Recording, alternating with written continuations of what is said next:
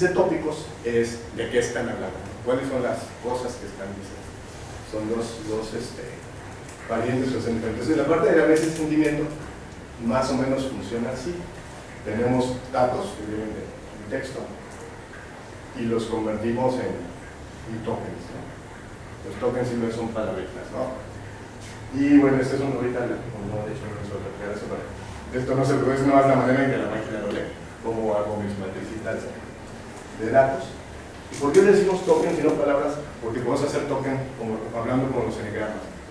A lo mejor queremos usar palabras sueltas, pero podemos también usar combinaciones de 2 o 3 palabras. Podemos usar, muchas veces usan nada más las raíces, ¿no? Entonces digo, en vez de decir niño, niña y niñería, digo niño, para que todos queden en un solo grupo, ¿no? Dependiendo de lo que estemos investigando, a veces es bueno preservar toda la palabra y a veces es bueno usar la palabra. Entonces, agarro textos, me convierto en algo fácil de leer a la máquina. Luego tengo un diccionario de sentimientos, donde algún humano empezó a dar palabras que decían esto es bueno, esto es malo, así. Hay maneras de hacerlo automático. Bueno, digamos que hacerlo en contexto, que las frases tengan, pero eso es otro tema. Aquí simplemente decimos cada palabra es buena o mala. Y luego aquí lo juntamos y empezamos a visualizar. Y vamos a tratar de entender cómo va el sentimiento de una palabra. Estos son ejemplos de algunos diccionarios. Estamos usando en todo este tiempo una cosa que se llama R, que es un lenguaje de programación específico se diseñó para análisis estadístico.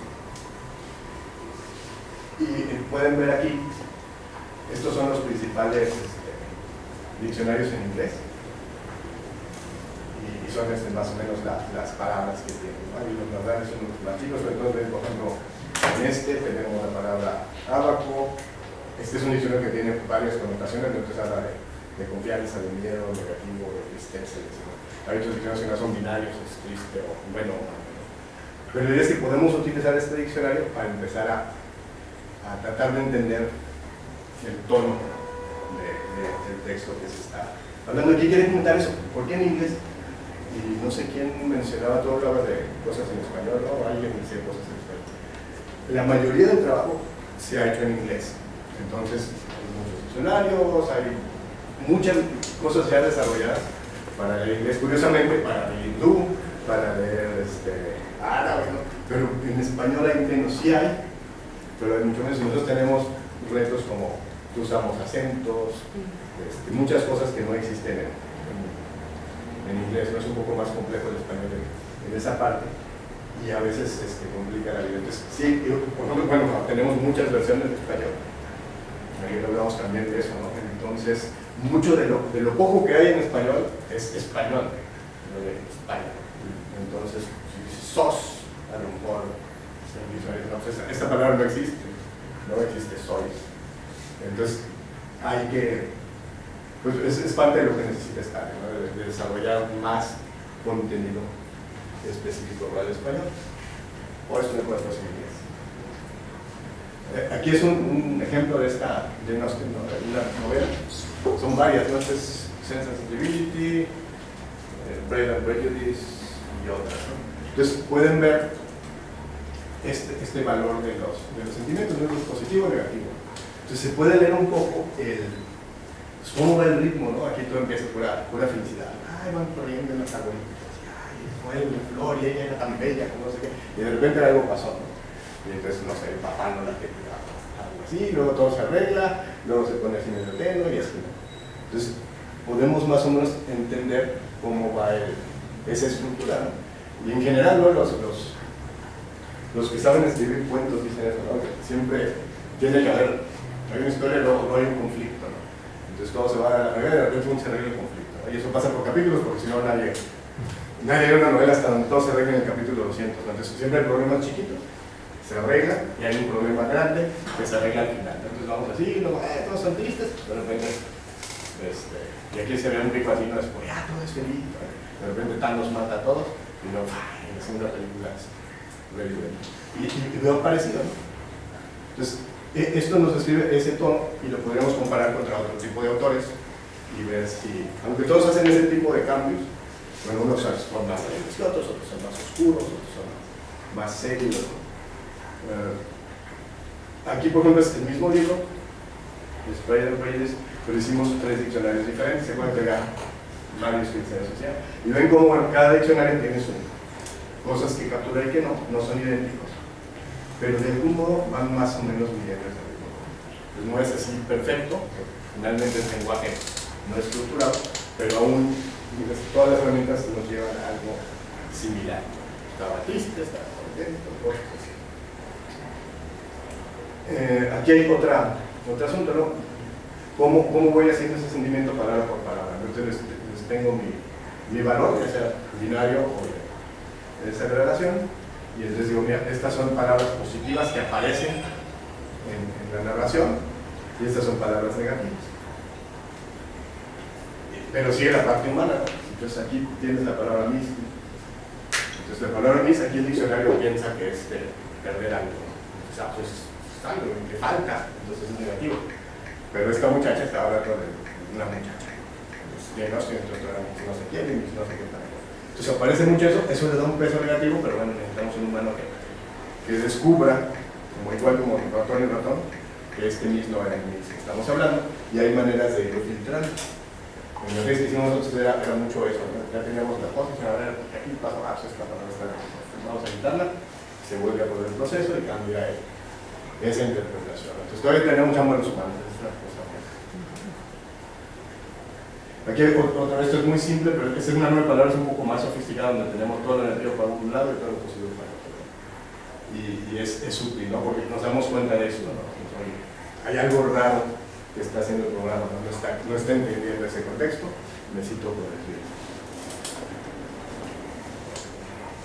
Ahora, ¿ya los cansé mucho? ¿O me dicen, no me venden cosas muy pesadas? Aquí hablamos de modelado de tópicos, algo similar, ¿no? Igual empezamos con datos y generamos una cosa que dicen un corpus, ¿no? El corpus es un archivo grandote, ¿no? Donde están todos nuestros documentos. Y igual, ¿no? Hacemos nuestros tokens, nuestros pedacitos, los ponemos de modo que la máquina interesa. En este caso hacemos todo, ¿no? Tenemos también nuestros sentimientos, pero estamos añadiendo una cosa que se llama la Matrix, una matriz de documento y términos, ¿no? Que me está hablando, de eso platicábamos en el paseo para acá. Me está diciendo las frecuencias de palabras, ¿no? Entonces tengo una matrizota que dice qué documento hay, qué términos hay y cuál es la frecuencia de término por documento. Esto también se hace con el paradigma ese de bolsa de palabras. Sí, todo hasta aquí es bolsa de palabras. Luego hay ahorita les voy a platicar un poquito de esto, hay muchos paradigmas, pero usa uno que se llama LDA, que es Latin Dirichlet. Allocation. Allocation, ¿será location? Sí, es allocation. Y ya, pues se hace un modelo y sacamos cosas y encontramos el modelo y lo visualizamos igual, ¿no? Pero aquí ya estamos hablando no del procedimiento, sino de varios tópicos. Ahora sí sabía que era. Y ya no, este es uno de los más famosos, es relativamente reciente, 20 años. Una cosa de esas, todos esos modelos que usan no son, la estadística clásica tiene siglos y esto tiene años, son cosas muy nuevas, mucha teoría todavía está siendo desarrollada, no existe, pero cuando vemos cosas como regresiones lineales, ya hay toda una teoría estadística de cuándo es industrial y cuándo no. Y muchas de estas cosas son por si jalan, no estamos muy seguros, pero se las otro nuevo paradigma y ahí funciona, ¿no? Igual, si les enseñan el modelo da mucho miedo, tiene muchas pis y multiplicaciones y cosas horribles, la discusión del chef es fea, pero finalmente en su corazón lo que está haciendo es mayes a lo bestia, ¿no? En esteroides. La teoría aquí es que dice, bueno, ¿qué es un documento? Un documento es una mezcla de tópicos. cualquier escrito, pues está hablando de 2 o 3 o 4. Entonces, por ejemplo, si hubiera 2 tópicos, decimos, podría ser 90% uno y 90% otro. No sé qué quiere decir, a lo mejor estoy hablando de política, pero voy a mencionar algo que a lo mejor es de economía. Y otro documento puede tener otra mezcla diferente. Entonces, yo tengo un cierto número de tópicos dado, y cada uno de mis documentos tiene diferente mezcla. Y cada tópico es una instrucción de palabras. ¿Cómo defino un tópico? Simplemente hay cosas que pasan ahí, ¿no? Y a veces se cruzan, ¿no? Por ejemplo, aquí estamos hablando de qué es aquí, noticias, ¿no? Entonces, en noticias va a haber política, va a haber entretenimiento, y entonces palabras como presidente, congreso, gobierno, pues bueno, son más probablemente asociadas con la política. No quiere decir que no aparezcan acá, pero van a ser más frecuentes acá. Y, por ejemplo, película, televisión, actor, pues van a venir más entretenimiento, ¿no? Si yo quisiera identificar esos tópicos. Pero por ejemplo, hay palabras que están en los dos lados, ¿no? Podemos hablar de presupuesto, está claramente en el gobierno, pero también podemos hablar de cuánto gustamos a ver. Pero si, digamos, yo empiezo a ver que están diciendo el Congreso dijo no sé qué con el presupuesto y luego el gobierno, supongo que hablan de política, es más o menos lo que está haciendo el software. Aquí está ilustrado de manera divertida, ¿no?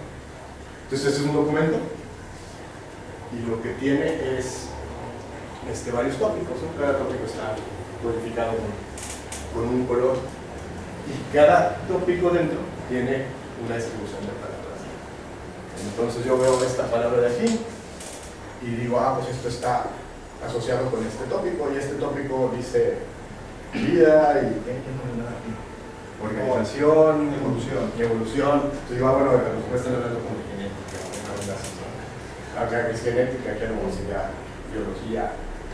Pero por ejemplo, aunque todo esto es un tema alrededor de cosas biológicas y genéticas, como el DNA es tan alto, hay otro tópico ahí chiquito que habla de mutadoras y de datos y demás.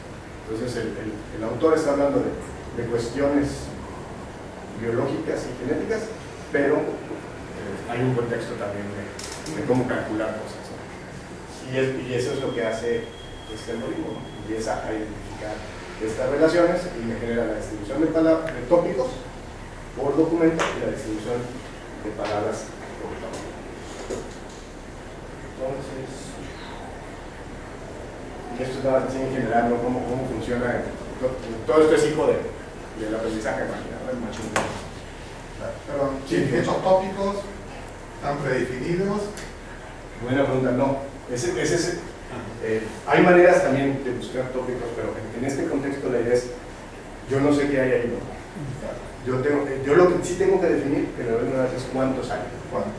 Y eso es medio artístico, ¿no? No hay metodologías bien definidas. Sí, Ok, búscame 10 tópicos, ¿va? Y los proponen. Y me va a dar una respuesta como esta. Entonces, mira, yo agrupé estas cosas, y aquí me encontré genético, aquí me encontré vida.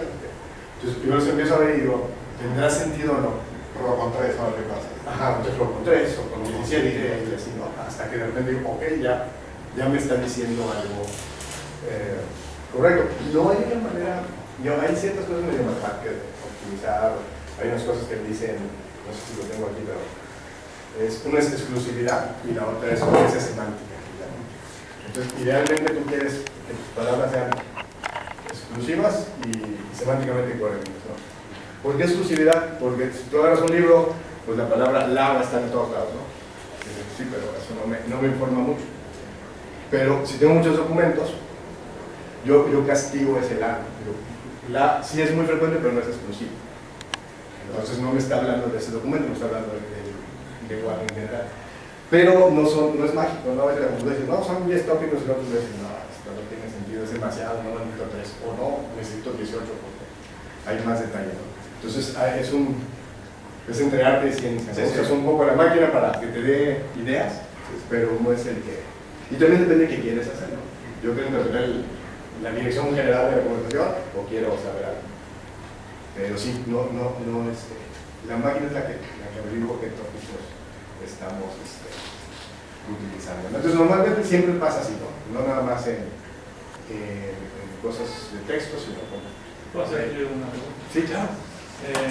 Cuando devuelve el resultado es un listado de palabras ordenado jerárquicamente. ¿No? Cada tópico tiene la primera palabra, si estaría mejor ese tópico, ¿no?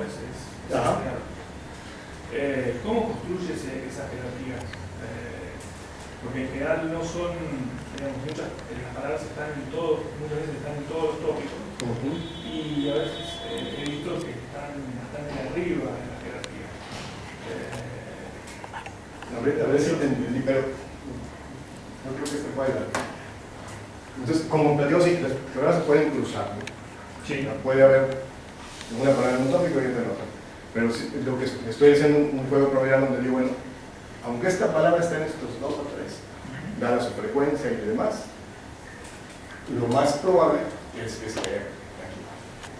Hay una cosa que dice el estimador de máxima verosimilitud, no sé si han oído de eso, pero es que construyes un modelo y dices, bueno, ¿cómo maximizo los parámetros de ese modelo para que mi probabilidad sea máxima? ¿No? Entonces es lo que de hecho es la manera en que se hace, porque son tantas multiplicaciones horribles. Es un modelo de cálculo, ¿no? Al final del día.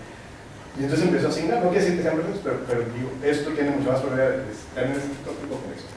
Yo le dije, no le dije qué tópicos eran, pero le dije cuántos eran. Entonces yo, ok, le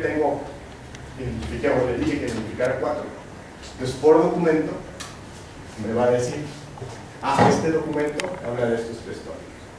El documento 2 habla de estos 2. El documento 3, y tengo la distribución.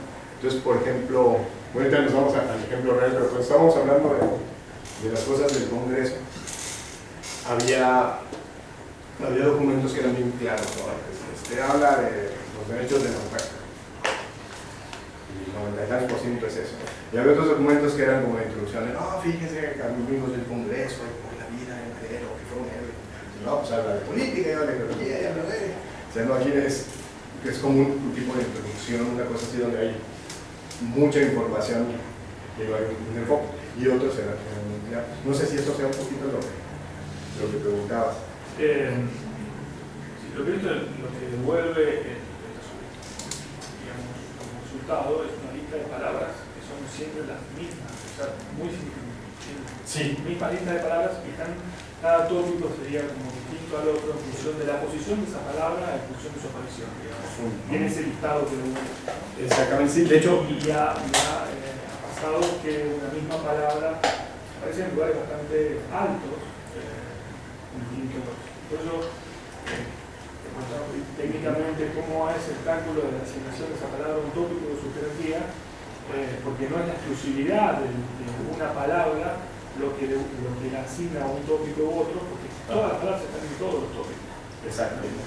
Pero son nada más diferentes frecuencias. Entonces nos dice, tengo esta palabra, bueno, puede ser con probabilidad, digamos, punto 1, el tópico con probabilidad punto 2, con probabilidad punto 3, con probabilidad punto 8, la pongo acá. Siempre lo va a asignar, siempre hay una probabilidad de error, ¿no? Pero dice, ¿cuál es lo más probable que pase? Es el único punto. Jorge, quizás sea, no sé, yo lo estoy asociando a algo que conozco un poco más, como en el análisis factorial, que nos agrupan distintos ítems en un factor, pero ese ítem puede pertenecer a otro factor, pero tiene una correlación más baja. Entonces, un determinado ítem queda en ese factor porque tiene una correlación ítem-factor más alta y por lo tanto se asocia a ese factor, pero no quiere decir que no esté en el otro, sino que simplemente, en este caso el ítem sería, por ejemplo, la palabra, puede tener una correlación con los otros tópicos, pero va a ser, bueno, una correlación, digo yo, en este caso sería una probabilidad más baja y por eso sería algo así. Sí. Estamos haciendo algo parecido al análisis de clústeres. De hecho, es el análisis de clústeres, es un sabor. Y entonces, igual, ¿no? se necesita la diferencia entre esto y el análisis de clústeres clásico es exclusivo, que es lo más por ejemplo, la jerarquía de un árbol, ¿no? Un dendrograma. Entonces, en el dendrograma, yo forzo a que alguien esté o no esté en esta. Pues tú estás en esta especie, estás en otra, y es una separación dura. En esto sería parecido a un clúster difuso. Entonces, en vez de pertenecer o no a un conjunto, tú perteneces en cierto grado a un conjunto. Entonces, se podrían tener como ondas de lógica difusa. Por ejemplo, siempre dirías, bueno, hombre, mujer, ya no sé, pues ese sería un buen ejemplo, ¿no? Pues, es una gama, ¿no? Entonces, en un análisis, no sé, hace 30 años, tú dirías, pues está la jerarquía, estos tipos, todas esas personas son femeninas y estas personas son bueno, análisis de sexo, no podría decir, estos hombres, estos mujeres, ¿no? Excepto algunos más ahorita en el.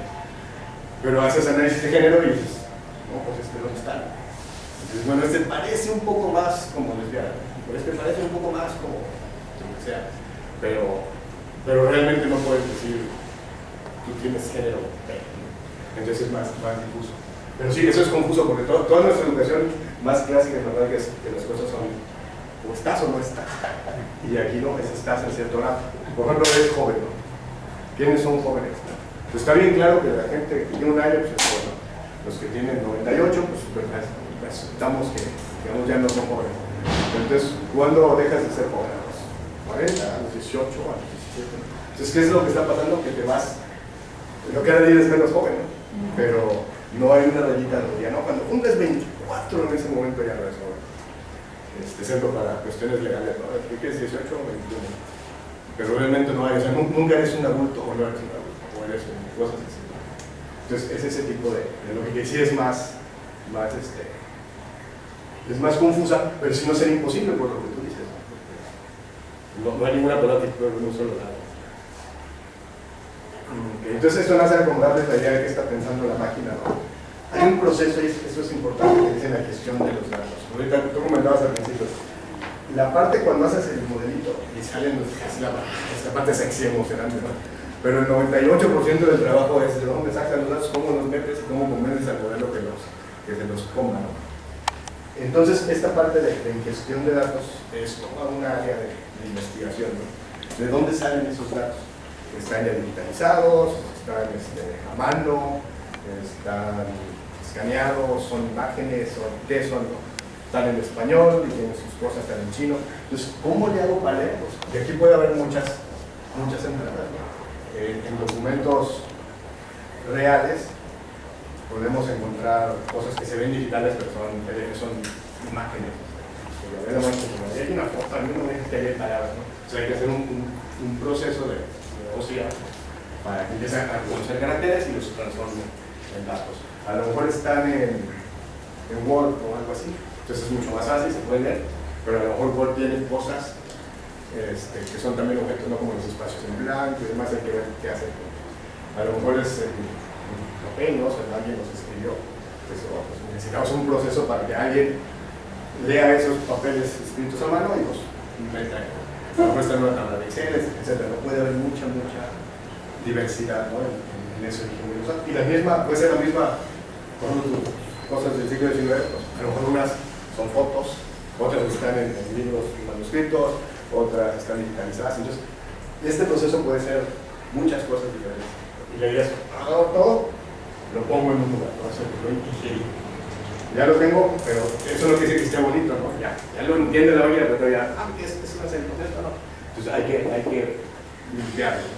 Y esto también toma mucho tiempo. Hoy que tengo espacios vacíos, que tengo palabras extranjeras, además, lo pruebo y empiezo ya a hacer un modelo, ¿no? Entonces el modelo no jala, ¿qué pasó? Lo vamos para acá, para allá y al final lo usas. Un ejemplo que nos pasó también, nosotros tuvimos la mala suerte de que nuestros datos eran escaneados por el Congreso, todo es digital. El digital quiere decir que lo ponen en el computador, ¿no? Entonces sería bonito, no sé. Entonces hay no sé si es un senador o qué, pero alguien que propone leyes en San Luis que se apellida así, se apellida Chalita. Se apellida como árabe, ¿no?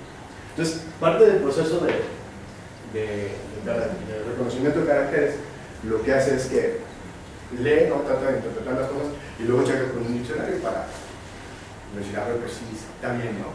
Esa palabra sí existe. Entonces, como eso simplemente eran fotocopias de cosas que mandó la gente, pues usan diferentes fuentes. Entonces, a veces lo mandaban, yo soy muy malo para usarlo, pero con la normal, ¿no? La que usan las computadoras, y a veces lo mandaban con un font que era así, ¿no? La típica, ¿no? Entonces, cuando salía esta palabra, el software la reconocía perfectamente. Pero la palabra chalita es una palabra, no está en el diccionario español que teníamos. Entonces, cuando salía esto, invariablemente decía cholita. Porque se parece mucho a una onda. Entonces, la máquina interpreta esto como ruido. Entonces, pasan ese tipo de retos, ¿no? Que es en todo esto de cómo limpiar los datos. Entonces, todo este juego es jugar con las palabras. Otra cosa que nos pasaba, entonces decíamos, bueno, agarramos un diccionario, nos lo creemos y que borra todo lo que no existe. Pero en una de las propuestas legales hablaba de una, ¿cómo se escribe esto? Técnica, ¿verdad? ¿Pero es con dos es? Con dos es. Este es un grupo indígena en San Luis, pues no son mayas ni incas, ¿no? Entonces ningún diccionario dice TN, ¿no? Nada más las personas de esa comunidad. Entonces encontramos un tópico que hablaba mucho del TN y del maíz. Son los conflictos que tienen ellos con la tierra y demás. Pero esto, si hiciéramos una prueba completamente duro, muy científico, decía, bueno, buscan un diccionario, quita todo lo que no exista, esto debería existir. Entonces ya no tienes esta palabra, nada más hablan del maíz y eso se convierte en un tema de algo agropecuario, cuando en realidad estás hablando de un tema que tiene que ver con la gente indígena de esa región. Entonces ahí decidimos, ¿sabes qué? Preferimos tener cholitas de repente, pero no perder lo contrario de inventar a los temas, ¿no? Porque eso lo detectamos, pero igual había otras palabras que podíamos encontrar, porque al final estamos hablando del volumen. Entonces ese es todo ese proceso de... Y una vez que está todo bonito, hace uno el modelo, ¿no? Que eso es la parte divertida, ¿no? Pero ahí todo el trabajo realmente está aquí. Y siempre son, ¿no? Cuando ustedes lo hacen en cualquier proceso de investigación, ¿no? Nunca dices, voy a hacer esto, voy a leer estos 7 papers, no voy a escribir, no, siempre estás, te regresas, entonces, esa es la idea del modelaje. A la hora que se cansen me dicen si quieren descansar o si quieren que les siga. Entonces, ¿dónde estaba mi aparato? Es un libro como ojalá esta onda. La herramienta que usé se llama R. Si quieren, va a haber un curso R impresionante mañana. Asistir. Pero R es una cosa muy interesante. Yo no soy programador. Había un lenguaje que se llamaba S, que era un lenguaje pagado, ¿no? Como el C, como el C también está bien. Y se empezó a desarrollar una versión abierta. Por eso llamarlo es un dialecto de ese, ¿no? Pero de repente tomó ya, ese existe por ahí, pero nadie lo usa. Entonces, igual a lo mejor ahí es gratis, no tiene sentido usar el que cuesta en él, ¿no? Pero no es un lenguaje de propósito general, como puede ser Python, o puede ser C, o Fortran, o esas cosas, ¿no? Este es un lenguaje de verdad, o sea, puedes hacerlo uso, podría uno programar lo que sea, pero está hecho específicamente con el fin de hacer análisis estadístico. Entonces tiene ciertas cosas que hacen que sea mucho más fácil hacer estadística desde aquí que hacerla desde un lenguaje de propósito general. Es menos poderoso para otras cosas, ¿no? La verdad, por ejemplo, Python es que, bueno, además de hacer análisis de datos, puedes hacer todo lo que quieras. Y aquí hacer algo que no sea estadística es posible, pero es doloroso, porque no es un lenguaje diseñado para programación general, ¿no? Es muy usado. Una cosa, bueno, es abierto, ¿no? Eso tiene, no los tengo que convencer a ustedes de las ventajas de las, ¿cómo es la Creative Commons y todo lo demás? O sea, tiene la parte de la libertad, tiene la ventaja legal, ¿no? O sea, tú aprendes SPSS o el otro es el famoso SAS. Son lenguajes muy buenos, muy poderosos, pero cuestan mucho dinero. Entonces, si tú eres experto en eso y te vas a la chamba de hablar de no hay, necesito 10,000 pesos para comprar mi licencia. No, pues no la tengo. Entonces uno acaba pirateando o quedándose sin eso, ¿no? Entonces, la ventaja de tener una herramienta abierta es que donde uno esté, se puede instalar, no hay ninguna bronca, puedes tener la articulación nueva, todo eso, ¿no? Entonces, es práctico, ¿no? Yo les digo a los estudiantes, aprendan algo que puedan usar, ¿no? Cuando lleguen a tu trabajo, ¿no? Dicen, bueno, tengo esta herramienta y nada más necesitas que el sistema se quite para poder extraer. Y si llegas y dices, traigo matemática, o traigo más datos, ¿no? Qué bien, ¿dónde están los $2,000 para la licencia, ¿no? Entonces, esa es una ventaja buena. La otra ventaja es, como es abierto, la gente, los investigadores lo usan para hacer sus papers. Y alguien que sea mucho más bueno que yo lo que hace es que cuando haces tu paper vas haciendo un paquete que hace tus cálculos y demás que usaste para hacerlo y luego lo publicas. Entonces, de manera casi inmediata, técnicas estadísticas que inventaron la tierra están ya listas para que ustedes puedan. Y en cambio, para que lleguen a ese algunos no como ciertos dejan pasar tiempo a ver si jala la técnica. Ese es un riesgo, ¿no? Igual es como tener un iPhone y un Android, ¿no? Entonces, Apple te va a cuidar de que nada tenga virus ni nada, pero es como te va a dar. Todavía no pasa por eso, ¿no? No eres maduro. Y es bueno porque es seguro. En la versión del Android te dicen, coge lo que quieras, ¿no? Si tienen virus o algo, es tu bronca. Entonces, lo mismo aquí, ¿no? Podrían ustedes bajar un paquete que no funcione o que esté mal hecho, pero en general lo hace la comunidad científica, ¿no? No es comercial, no lo hacen los desarrolladores para invertirse, ¿no? Entonces, hay mucha tecnología aquí que no existe en otro lado, precisamente porque está mal. Entonces, hay una onda en ciencias sociales que dicen replicabilidad. Entonces hablábamos que en ciencias naturales se hablan de reproducibilidad. Yo reporto un experimento y alguien más puede leer mi paper y hacerlo y ver si salen los resultados. En nuestra área no se puede porque no podemos reproducir guerras o empezar a matar niños a ver si es cierto que más se puede decir. Entonces no podemos hacer reproducibilidad. La hacemos falsa, no si es bueno, pues en este país y hay esto, en este otro voy a hacer un experimento, ¿no? Pero dicen, bueno, si no puede ser lo reproducible, por lo menos hacerlo replicable. Y que si eso, bueno, que la otra persona pueda hacer tu mismo experimento. No va a ser la cosa física, por eso no se puede, pero sí puede poner los mismos datos y ver si salen los resultados o si no es un problema. Entonces, programar automáticamente genera esa reproducibilidad, ¿no? Cuando hace uno, si usas un software de ventanitas, dices, no, me dice la SPS y aquí están mis clusters y está todo bien, pero ¿cómo dijiste? Pues ya aquí, ¿no? Y a veces pasan esos softwares como cualquier cosa que siempre son como tales, ¿no? Hay cientos de programadores. O sea, a lo mejor si abres la ventana de aquí y dices regresión lineal, o si te pones aquí regresión lineal, a veces podría ser hasta otro algoritmo de la manera en que fue construido. Entonces es difícil saber qué pasó. De hecho, las versiones nuevas de SPS y todo eso generan código. Porque entonces la mejor manera de decir cómo le dices, código, corre igualito que yo, y ya me dices si tienes comentarios y todo eso.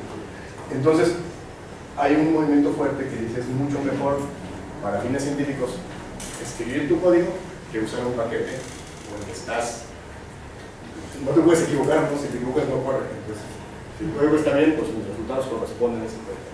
Aún bueno, estén mal hechos, ¿no? Pero mi lógica está perfectamente explicada, ¿no?